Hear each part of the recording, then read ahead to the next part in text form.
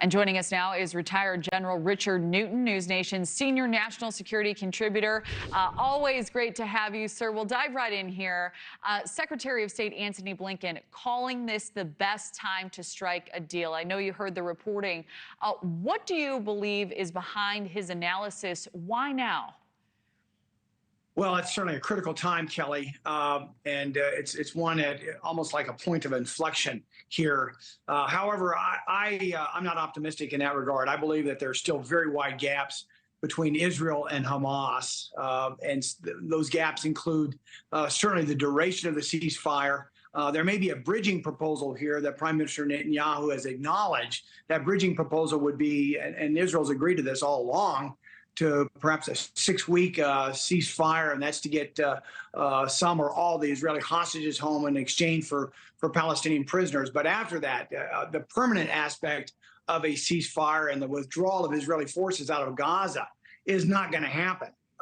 And so that, to me, is beyond just a sticking point. That's a very wide gap between the Israeli position and the Hamas position. I may add that I certainly would agree with Prime Minister Netanyahu and Israel. I think they still should continue to finish the job to destroy Hamas and keep Israeli forces in Gaza so that Hamas does not, is able to, raise again and fight and conduct another 7 October raid like we saw, several months or so ago. But bottom line here is Secretary Blinken, yes, on his 9th trip, he's going to go to Egypt tomorrow, try to get the parties to have some negotiation. But we're very, very far apart, I think, from getting any type of permanent ceasefire deal. And to your point, after the Secretary of State makes comments such as he did, if we don't see a deal struck in the foreseeable future, what do you expect will unfold next? Well, I think you'll still see ongoing discussions, but really, it's not just Israel v. Hamas or Hezbollah. This is really Israel against Iran. They've really been in conflict for quite some time now. And so Iran is looking this not so much in terms of whether or not to counterstrike Israel or attack Israel based on the ceasefire negotiations. They're the ones that talk about the terrorist state being Israel. Iran is the greatest exporter of terrorism in the world. Hezbollah to the north in Lebanon, certainly Hamas, what they did, that diabolical attack on the 7th of October. You've got the Houthis practically controlling the Red Sea down south. You've got terrorist groups in Iraq and Syria that are putting in harm's way American men and women, our forces there as well. It's that ring of fire that's around Israel that is really based on the support, the equipping, the intelligence providing from Iran. So this is really all about Iran, and whether or not they feel compelled to strike Israel is to be seen. But nonetheless, this bridging strategy, this bridging ceasefire, my hope is that, yes, if we are able to get a 6-week strike, a deal here, we would get some of the hostages, if not all the hostages, home. But we don't even know how many hostages are even alive.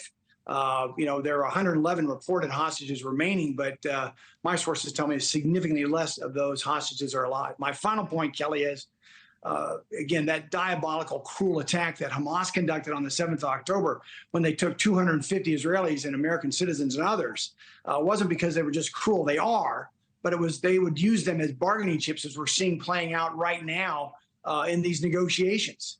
And so this is right out of Iran's and terrorist playbook. I don't believe Netanyahu is going to, however, give up on his objective and Israel's objective to destroy Hamas so we never see another 7 October attack again. To your point about the hostages, they're always central to these discussions. At this point, considering all they've endured, and you've hinted at this, do you think it's possible a significant number of hostages may be able to be located, recovered, and then returned to their loved ones? And if so, what do you think those efforts would look like? Well, I don't think, unfortunately, I don't believe it's a significant number. Our hopes and prayers are with those hostages, obviously, and their family members.